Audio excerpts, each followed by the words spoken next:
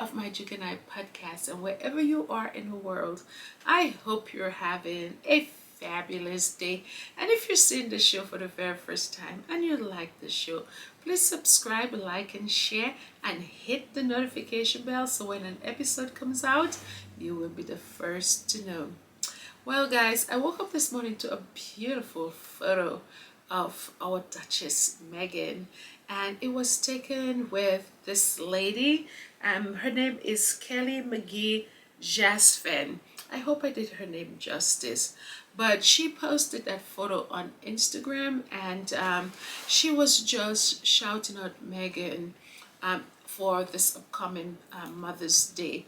And my heart really goes out to Kelly, because Kelly lost her son who is a twin to a little girl. And the story goes like this. For some reason, they found him, and when they found him, he was unresponsive. So they established a GoFundMe page, on behalf of their son. And Meghan donated $5,000. She and Harry, of course, donated $5,000 to that GoFundMe page, and it was donated on behalf of Lily and Archie. So, here comes Mother's Day, which is really tomorrow around the corner. And what she said was, when she looked around her community, apparently Meghan, is part of her community. When she looked around her community, nobody exemplifying literally kindness and that warmth, and the fact that Meghan was so nice and sweet to her. She spotlighted Meghan on Mother's Day, and it appears that Meghan also joined that a non-for-profit organization that she has as well, with somebody else. She's the co-founder of it. Meghan joined their non-for-profit organization, which pretty much provides support for young girls who are pregnant, and the foundation is called Alliance of Moms in LA. So she urged people on Instagram to join the foundation. Sorry, my computer was just going it was just pinging. So that was really nice to see, and she's really appreciative of the fact that Meghan donated, and not only did she donate, Meghan had an impact on her. Let's just put it that way.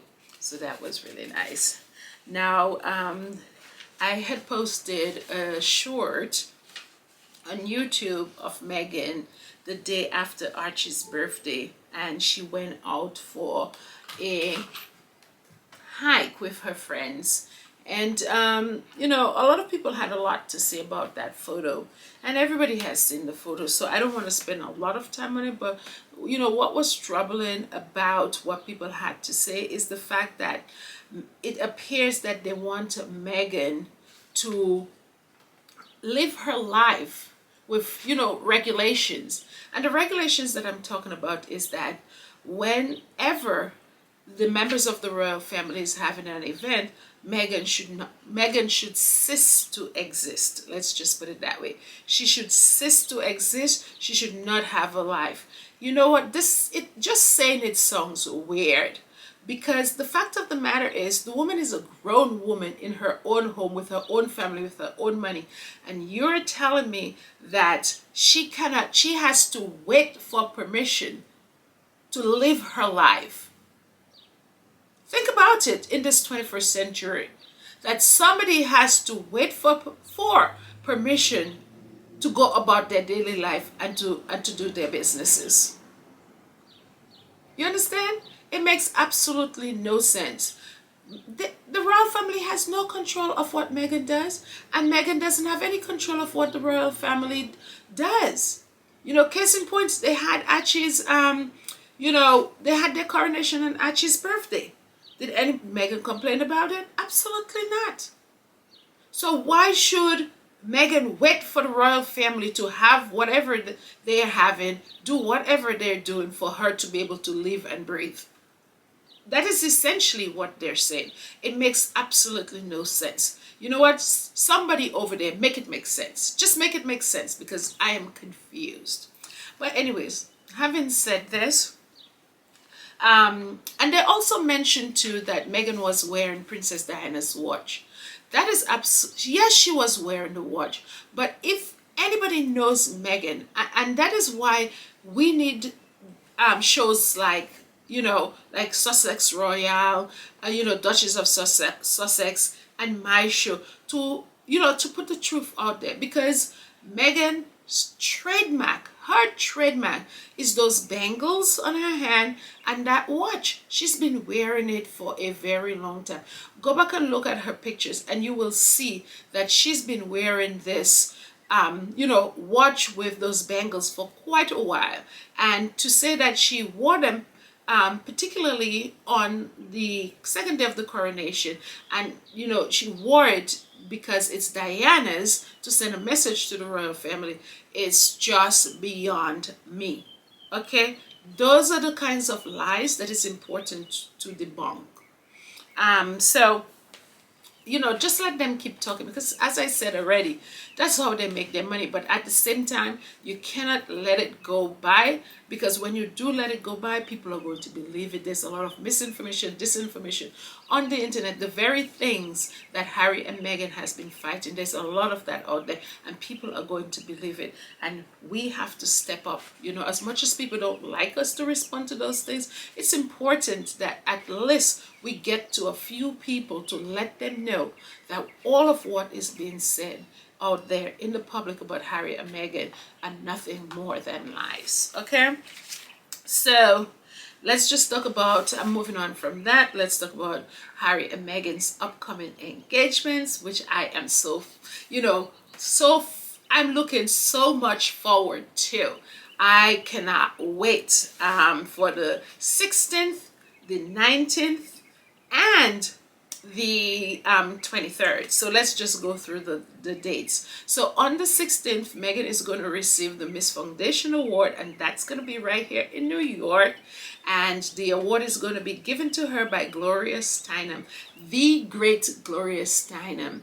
That woman, she is epic. She is an icon. She's in the history books. And that photo that they're going to be taking, when she hands that award to Meghan, that too is going to go into the history book, because it's going to be an iconic moment. Two icons coming together. Okay, so most of you already know that Gloria Steinem is Meghan's mentor. She looks up to her because they have the same type of belief. They're both feminists, and it's just going to be wonderful to see. And then after that, Harry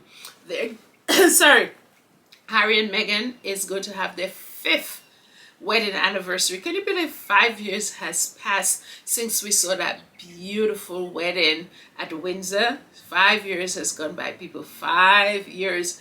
And not only 5 years has gone by, 2 children. Archie just turned 4, and then we have Lilibet there. So, and then they have moved from England to the United States. So a lot has happened within this 5 years. But I will be also celebrating on their wedding on the 16th and the 19th, because as we know, Meghan said 3 days before this big spectacle that they had over there in the United Kingdom, they had their personal ceremony. They had their vows 3 days before. So we'll be celebrating on the 16th, because if 3 days before the 19th, that has to be the 16th. So we will be celebrating on the 16th to commemorate or to mark or to mark that milestone. So congratulations to the couple in advance. And then on the 23rd, we are going to have the second award that Meghan is going to receive, and it's the Gracie Award, and she's getting that for archetypes. Guys, don't you all miss archetypes? I miss archetypes so much. It was like my Tuesday morning thing. I got up on Tuesday, I looked for my phone, I had my I went to Spotify. I had that in the background playing. I got dressed. Sometimes if I, finish early, I would go into my car and I would listen. Or if I was, taking the train, or if I was taking a bus, I would be listening to the podcast, and I do miss it. So I'm telling anybody out there who's listening, the universe, who have the power, who has the power to bring back archetypes, to please do, because we all miss archetypes. The conversations were so rich, they were so educational. It's things that you learn from. It's not fluff, it's not nonsense. It's, things that you go, these light bulbs just keep going off in your head when you're listening to the show. And I definitely miss it, and I'm hoping and looking forward to next season of it. So yeah. So she's getting an award for archetypes, and so looking forward to that. So yes, Harry's lawyer, I should say, and the other claimants, they have just wrapped up the 3 days into what will be a 6 weeks hearing for wiretapping, intercepting voice mails, and collecting information about public figures in an illegal manner. And that case is against the Mirror. It was the Mirror newspaper, and that paper no longer exists. I think it went bankrupt because they were so they just went about business the wrong way, and they couldn't continue because it became costly for them. Let's just put it that way. So definitely we see that Harry's winning. I say get your champagne, get your favorite bottle of wine, put it aside, because I smell a win down the future. So far they have already apologized for collecting information about Harry illegally. They said only one time it happened, but I know why they agreed to that, or why they admitted to it. Because the thing about any lawsuit, or when you're in court, you never want to tell a lie. You always want to tell the truth. But what they're doing is, they know that this situation, this instance, that it can be proven. So what they had to tell the truth, because once the judge sees them lying in one situation, then the judge have the authority, or would believe, that they're lying in all the situations. So that is the reason why they went ahead of the case and admitted to guilt. I'm thinking that's the reason why they went ahead and admitted and apologized to Harry, and said that he deserves compensation for that. But so far the case is going really, really well. The evidence is just remarkable, and jaw-dropping, because they're coming one after the other. And I truly respect Harry. What Harry has shown is that he is, an upright person. He has integrity, and he believes in justice, unlike his brother William, who is willing to cash a check and just move on and not hold anybody accountable. And at the end of the day, Harry's not only doing this for himself, although he said it was his life mission to right the wrong of the UK press. So he is also doing it for, imagine the little people who cannot, fight the kind of fight that Harry can fight. So he's doing it for a whole lot of people. And it's just, and not only that too, he's bringing awareness and attention to that case. So the thing about it is that the next time these papers decide to do something like that, they are going to think twice. And I hope that they hit them really hard in their pockets, because that is the only way that these people are going to learn. That is the only way. And you know, Harry said that at the end of the day, he's not settling, you know, because to me, you know, and what I get from this, it's not about money for Harry. It's about being accountable, and it's about putting this on the world stage, showing people what has been done to him for 20 years. 150 articles were you know, published about Harry with, you know, details in them that could have come from nowhere else but from somebody who went into Harry's personal business without his permission. So that is what he's saying, and he wants people to be accountable, and he wants to put him on the world stage, and he wants an apology. And not only does he want an apology, he wants compensation. You know, the Rupert Murdoch company has paid over $1 billion, I read somewhere, in litigation fees. And I'm telling Rupert Murdoch, because he used to own that you know, that newspaper during the time when they published just 150 articles. So I'm telling him to put his checkbook aside, because he's going to be writing a huge check in the near future for these claimants and Harry. And also, I am telling you guys over there in the Sussex Squad, you guys heard it from me first. Get your best bottle of wine, get your best bottle of champagne, put it aside, because we are going to have a celebration shortly in the near future. So get ready.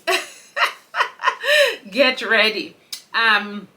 Yes, and Piers Morgan also, you know, that pariah, he is going to have to answer to Harry's lawyer. So he's going to be on the witness stand, because that case, as I said, is going to go on for 6 weeks. We're going to hear from Harry himself too, you know, and I'm sure the other claimants as well. But the one that I'm most looking forward to is Piers Morgan. I want to see him squirm under cross-examination by Sherburne, Harry's lawyer, because, you know, for the longest time, he's been saying he's never done that. But we've seen a lot of evidence out there showing that not only did Piers Morgan know that was going on, he actually, they said in a report that he read out somebody's voicemail on the news floor. So he knows. And I also saw a video recently on the internet where Piers Morgan literally telling people that it was easy to access people's voicemail, because when people bought those machines back then, you know, people weren't as savvy as they are today. They didn't change their password. So the same password that came with the manufacturer, you could have used that to access the voicemails. So that's exactly how they went about it, and I'm sure that's what those private investigators said, you know. And now also they want to dump it too on those private investigators. The irony here, they want to say, if we got any information we didn't know, it was the private investigators that gave us that information. No, you knew well how they got it. They told you how they got it. So you are accountable. You know, you're an enabler. Either way, you're an enabler because you published it. Okay, you published it. So he is going to have to answer to those questions. And that I'm waiting for that day. Okay, I am waiting for that day, because he has done enough. He has had the ball in his court for a long time. He's been on television slandering Meghan and Harry. He has been the chief, you know, of this smear campaign. So his day is coming, and he's going to have to answer to, you know, to Harry's lawyers. So I'm looking forward to that for sure. Moving on. You know, recent,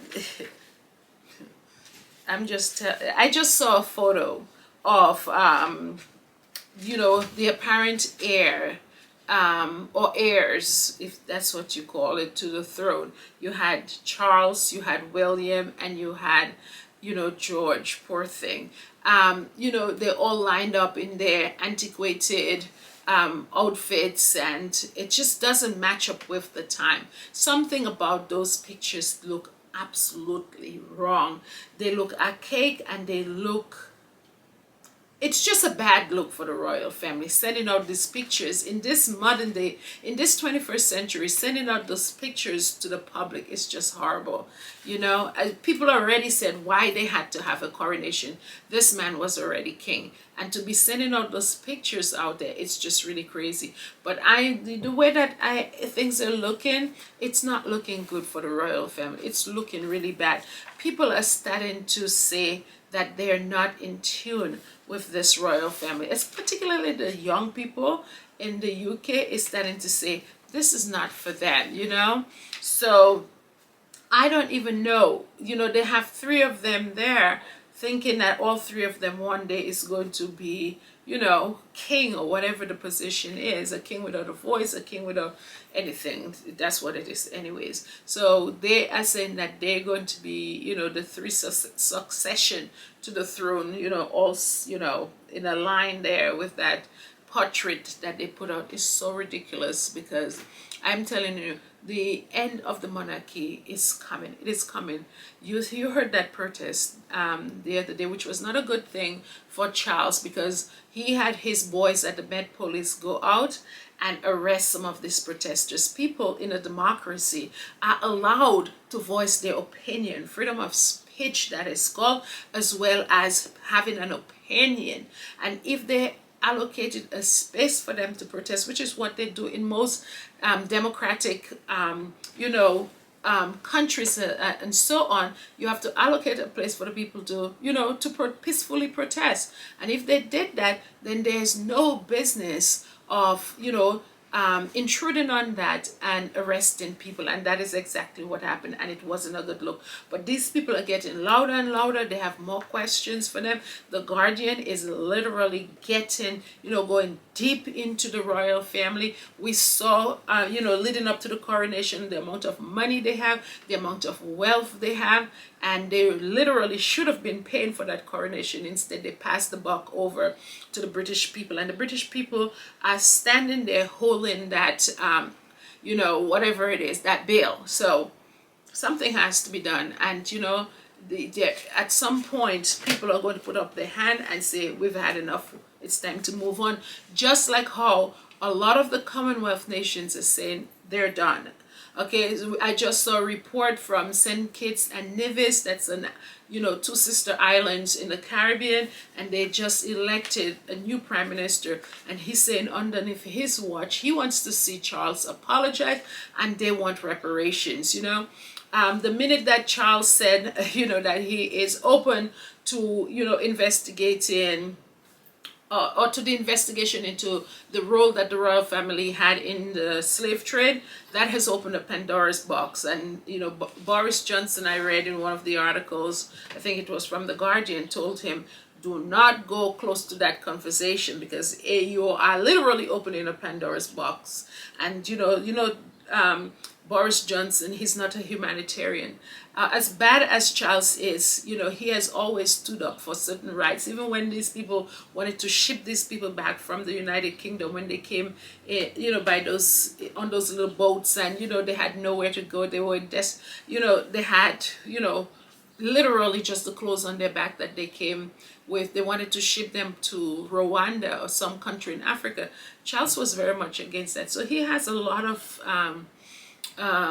you know, bad ways, but some, you know, there's some good qualities in him as well, you know, like the fact that he didn't agree with that, and you know, now that he's saying he's open to the fact that you know, open to the investigation of you know, the hand that the royal family had in the slave trade. So yes. And so these people are saying, we definitely, you know, want our money. Reparations is money. St. Kitts and Nevis said, you know, we want our money and we want an apology. And then there was a poll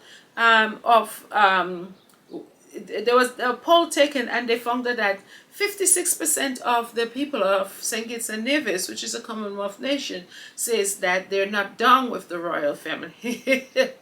They want no part of it. And I'm telling you, this is the problem with the British royal family. They were in a good position to sort of like Not that they weren't going to be abolished, because at some point everything has to come to an end, but they could have lingered a little longer. But the one person that could have held up the structure of the royal family, could have held them up, was Meghan. And guess what they did? She was tormented in the UK. They said nothing, and they helped the very people who tormented her. They helped her tormentors. So they did it to themselves, and they're rightfully deserving to be dismantled. Okay, and for people not to like them across the world, because these very people, these Commonwealth nations, they are made up of people of color. Okay, so they have been watching. So they literally dug their own grave. That royal family, they dug their own grave. So now they have to live with the what they created. They thought they didn't need Meghan. They needed her. They needed her badly. Okay, they needed her, and they needed Prince Harry there. But you know what? They played their hand, and they played a bad hand. So that's on them. You know, Jamaica is saying the same thing as well. Jamaica has been saying it. They want an expedited process. They want a referendum. They don't want to have anything to do with an oppressive or a monarchy that, you know, that appears to not be in line with the times. Period. So let's see what happens. Let's see what happens. And so that is pretty much it for now.